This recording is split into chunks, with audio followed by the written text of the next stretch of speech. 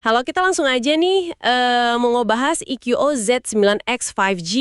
Sumbernya langsung dari web resmi IQO Indonesia yang Anda kasih. Tujuannya, ya biar kita semua cepat dapat gambaran utuh soal spek pentingnya dan apa artinya itu buat Anda. Sip, kita bongkar bareng-bareng. Oke, kita lihat performa baterai raksasanya, layar, kamera, sama fitur-fitur lainnya. Warnanya ada Mystic Black sama Northern Green.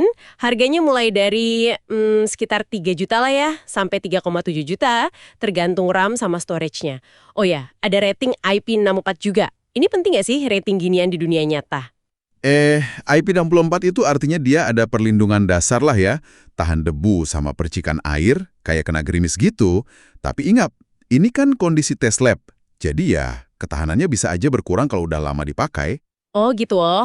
Intinya sih, jangan sengaja direndam air, terus jangan ngecas pas basah. Cukup standar lah buat kelas harga segini, lumayan bikin tenang sedikit. Oke, masuk akal. Nah, lanjut ke bagian dalamnya nih, performanya. Pakai Snapdragon 6 Gen 1, fabrikasi 4nm.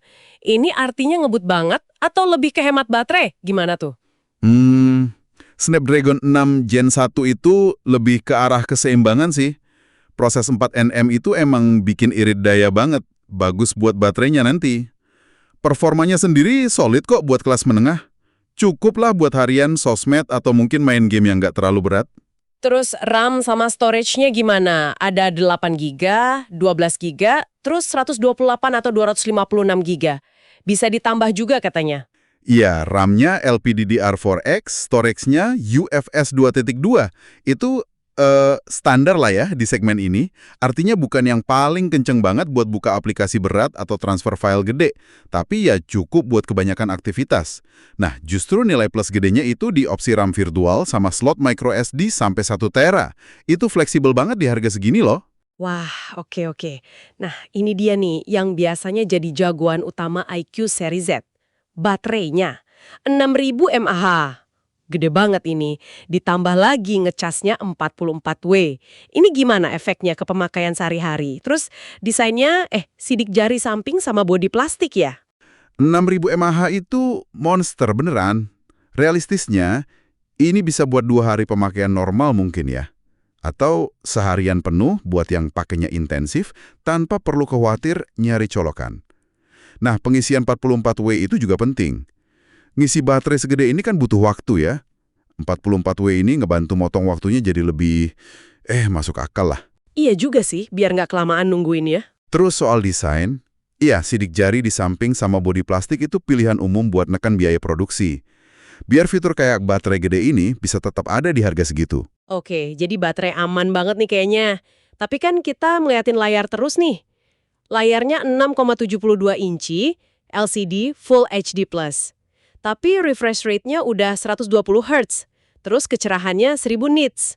Kedengerannya bagus, tapi ada catatan soal gamut warna yang nggak dukung DCI-P3. Sepenting apa sih catatan itu? 120 Hz itu jelas bikin pengalaman scrolling atau pas lihat gerakan di layar jadi, halus banget.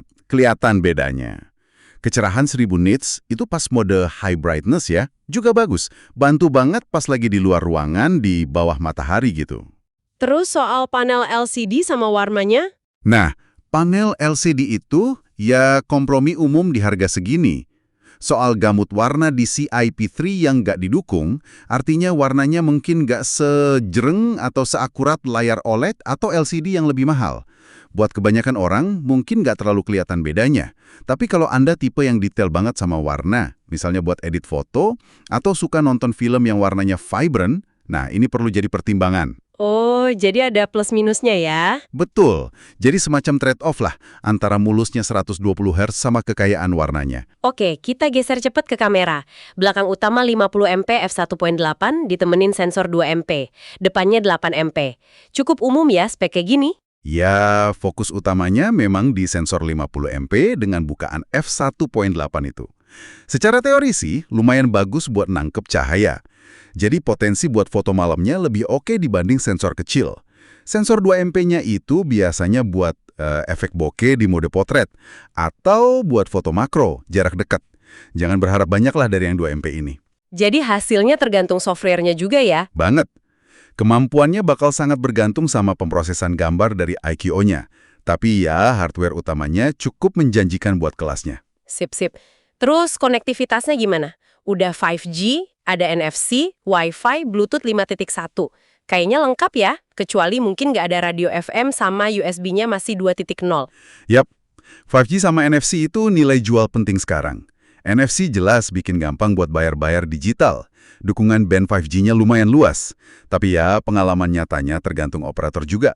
Oke, Bluetooth sama Wi-Fi standar aja ya? Iya, Bluetooth 5.1 sama Wi-Fi standar. Nah, port USB 2.0 itu emang artinya kalau mindahin data pakai kabel, nggak bakal secepat kilat, tapi ya cukuplah buat ngecas sama koneksi biasa. Absennya radio FM ya mungkin disayangkan buat sebagian kecil orang aja sih. Oke, di kotak penjualannya juga standar ya, udah dapat charger 44 watt, kabel, case, sama pelindung layar udah kepasang juga. Benar.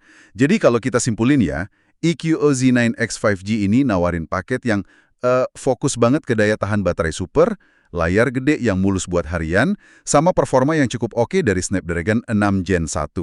Ditambah lagi konektivitas modern kayak 5G dan NFC.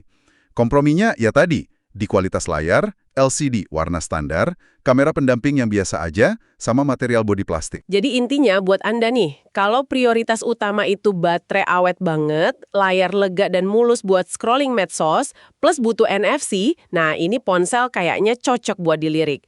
Performanya cukup buat kebanyakan kebutuhan tanpa bikin kantong bolong, itu ya. Betul sekali. Dan ini sebagai penutup, coba deh direnungkan. Dengan baterai 6000 mAh segede itu, gimana ponsel ini bisa secara fundamental gitu ya, ngubah cara Anda berinteraksi sama gadget sehari-hari? Apakah kebebasan dari charger itu bakal bikin rutinitas Anda jadi beda? Nah, itu pertanyaan yang jawabannya personal banget buat masing-masing.